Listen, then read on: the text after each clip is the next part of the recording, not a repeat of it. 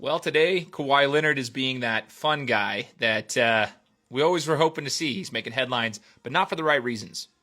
So Kawhi Leonard and Steve Ballmer, right? This is the big news.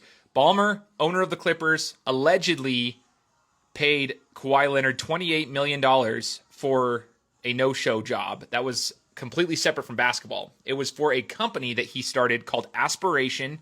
That is a tree planting company, or was, right? And so they were going through the papers and the documents, and they showed that Kawhi Leonard was on that, basically the payroll, the company that Kawhi Leonard ran, right?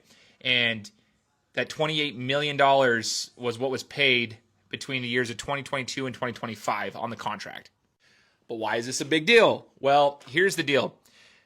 The report is saying that this was potentially a way of circumventing the salary cap. Now, for those who don't fully understand the salary caps, let's just put it like this. Every team in the NBA has a salary cap. That means between all of your players, you're allowed to pay out X amount of dollars between all of them, right? Which is why they have to structure contracts a certain way. Some players get paid more, some players get paid less.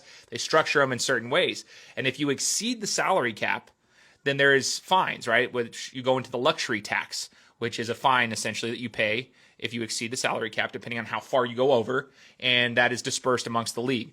Now, there's a lot of other things that go into it. That's just a very quick overview of a salary cap.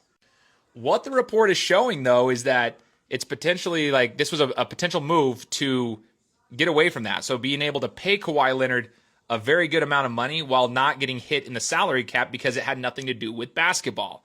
So pretty big problem here. Commend the effort for it, but kind of big news because Kawhi Leonard's usually not that loud.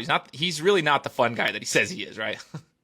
So here's the penalties that could happen if you do salary cap circumvention. And it really depends on what's going to happen, where the CBA finds the Clippers to be, if that is indeed the case, if they find that to be what happened.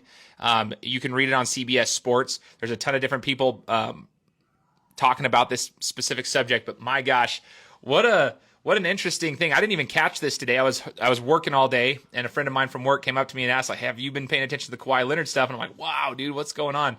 Craziness. I would love to hear what your guys' thoughts are in the comments. Let me know what you think about this, and if they get caught, what should the punishment be for the Clippers?